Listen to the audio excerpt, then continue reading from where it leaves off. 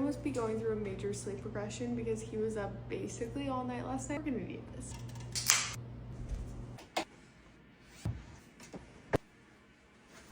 So dry.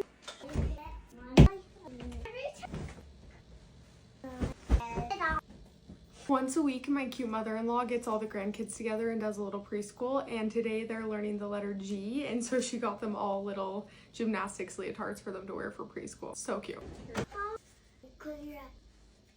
Okay, this one says, I am strong and capable. Can you say that? I am strong and capable. Good job, baby.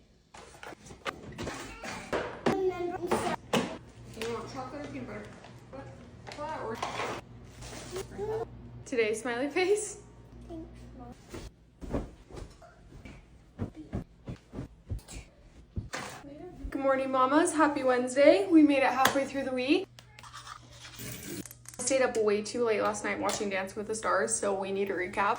I was so sad that Jen got eliminated last night. She was honestly one of my favorites and has been a favorite of mine since before the season as well. I honestly just felt bad for her. I felt like every week she just looked more and more defeated and insecure, which is actually so sad for me because that's the reason why I love Dancing with the Stars. I love watching that every single week. It seems like they get more and more confident and more self-esteem, and they look so empowered. And so to see her kind of go backwards made me really sad. I do feel like her partner being so new was kind of a disadvantage to her just because he was new. I do feel like he did a good job and she seemed like she had a great relationship with him. I just feel like with her competing up against like Mark Ballas or Val, like they definitely have way more experience. And so in my opinion, I do feel like that hindered her a little bit, but either way, she did a great job. I'm just sad that it feels like it took a toll on her mental health. Whitney has been a favorite of mine since the very beginning. She is honestly so good. I don't know why she gets so much hate online for being a dancer when Alex Earl was also a dancer, and they've had so many dancers in the past, and clearly she's never done ballroom, so she's killing it, and she's been a favorite of mine since the very beginning, and I hope that she makes it to the very end.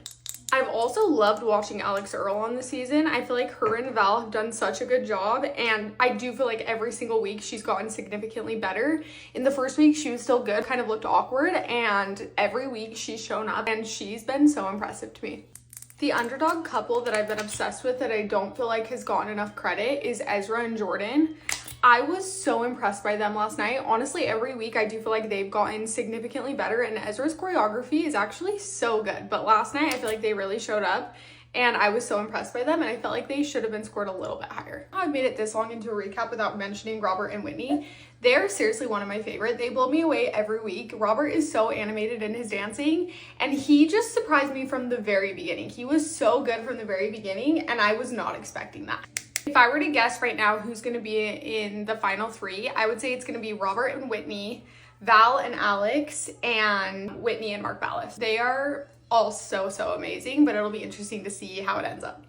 I've been loving the season though, so I'm dying to know who are your favorites, who you guys voting for, who do you want to see in the top three? But yeah, recap with me because I love talking about Dancing with the Stars. But I gotta stop yapping because Crew's getting hungry and I've got to finish my makeup, so I'm gonna hurry and finish the rest of my makeup. But yeah, tell me who you're voting for.